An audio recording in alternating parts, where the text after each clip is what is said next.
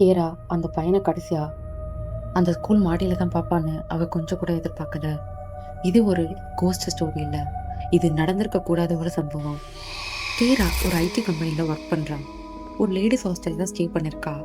அந்த hostel டெரஸ்ல evening எப்பொழுதும் tea குடிக்கிறது தான் அவளோட டெய்லி ரொட்டீன்.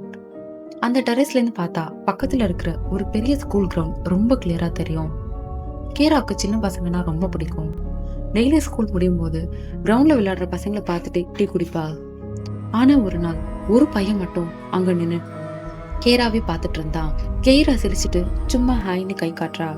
அந்த பையனும் சிரிச்சிட்டு திருப்பி ஹாய்னு கை காட்டுறான். அதுல எதுவும் பெருசா தெரியல. ஆனா அது டெய்லி நடக்க ஆரம்பிச்சிருச்சு. ஸ்கூல் முடிஞ்சதுக்கு அப்புறம் எல்லாரும் போயிடுவாங்க. இந்த பையன் மட்டும் தனியா உட்காந்துருப்பான். கேராவும் ஒரு நாள் டெரஸ்ல இருந்து அவகிட்ட போய் பேசலாம்னு கீழே இறங்குறா.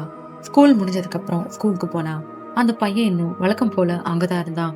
உன் பேர் என்னன்னு கேட்டா பிளேக்னு சிரிச்சுக்கிட்டு சொன்னான். ரெண்டு பேரும் கொஞ்ச நேரம் பேசுவாங்க. உனக்கு ஃப்ரெண்ட்ஸ் யாரும் இல்லையான்னு கேரா கேட்டா. அப்பா அம்மா ரெண்டு பேரும் பிஸி, லேட்டா தான் வருவாங்க, அதான் தனியா இருப்பேன்னு சொன்னான். ஃப்ரெண்ட்ஸ் எல்லாம் அவனுக்கு யாரும் இல்லைன்றதையும் அவன் சொல்றான்.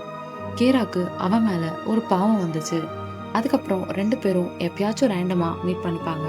இது எல்லாமே எப்பயாச்சும் நார்மலா நடக்கிற விஷயம் தான். நம்ம லைஃப்லயும் இந்த மாதிரி சம்பவம் எல்லாம் பார்த்துருப்போம். ஆனா அந்த ஒரு நாள் கேரா வாழ்க்கையில வந்தது உங்க வாழ்க்கையில வரக்கூடாதுன்னு யோசிச்சுக்கோங்க. ஒரு நைட் டைம் 10 மணி. அங்க ஃப்ரெஷ் ஏர் வாங்கலான்ட்டு ரொம்ப நேரமா நின்றுட்டு இருந்தா. சடனா ஸ்கூல் பில்டிங் மேல ஒரு உருவம். நல்லா பார்த்தா அது பிளேக் மாதிரியே இருக்கு. ஆனா கிரவுண்ட்ல இல்ல. 3வது ஃப்ளோர் காரிடர் வெளியே நின்றுட்டு இருந்தா. கேரா பயந்தாலும் கையாட்டி கூப்பிட்டா. பிளேக், இந்த நேரத்துல என்ன பண்ற அப்படின்னு இங்க இருந்தே சைன் காட்டுறா.